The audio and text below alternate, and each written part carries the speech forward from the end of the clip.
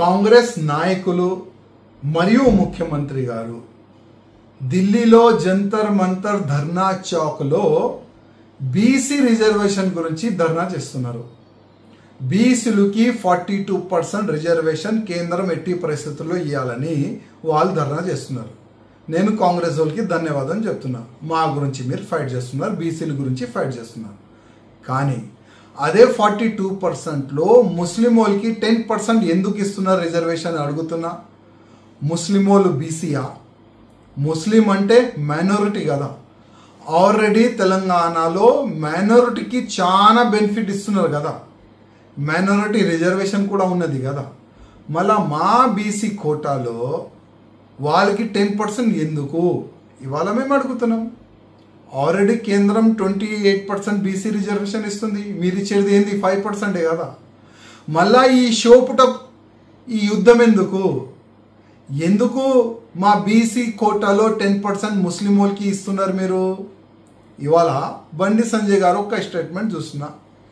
మీరు వాస్తవం బీసీల గురించే మీరు ఫైట్ చేయండి.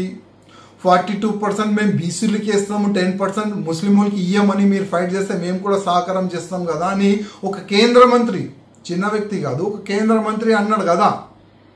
మీరు వన్ సైడ్గా బీసీల గురించి ఫైట్ చేయండి, మేము కూడా సహకారం చేస్తామని కేంద్ర మంత్రి అన్నాడు కదా. మీరు డిక్లరేషన్ చేయండి. ఢిల్లీలో ఇవాళ నేషనల్ మీడియా, మన తెలంగాణ మీడియా కూడా ఉన్నది కదా.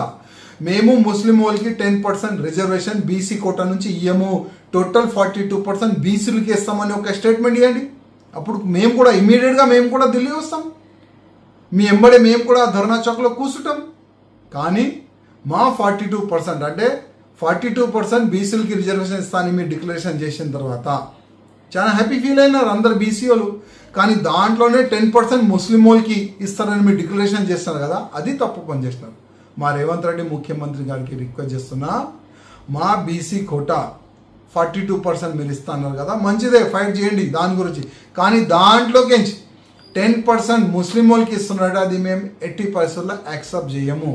మీరు మా బీసీల గురించి ఫైట్ చేయడానికి ఢిల్లీ పోయినారా, లేక ఆ ముస్లిం వాళ్ళకి 10% బీసీ రిజర్వేషన్ ఇస్తాం దాని గురించి మీరు ఫైట్ చేస్తున్నారా? దాన్ని కూడా మీరు డిక్లరేషన్ చేయండి, క్లారిటీ ఇవ్వండి. జనాలు మా బీసీలు కొద్దిగా అయోమయంలో ఉన్నారు. అసలు ఈ బీసీ రిజర్వేషన్ దేని గురించి చేస్తున్నారు, దేని గురించి ఫైట్ చేస్తున్నారు, కొద్ది అది డిక్లరేషన్ చేస్తే చాలా బాగుంటుందని మా రేవంత్ రెడ్డి గారికి నా ఒక నివేదిక.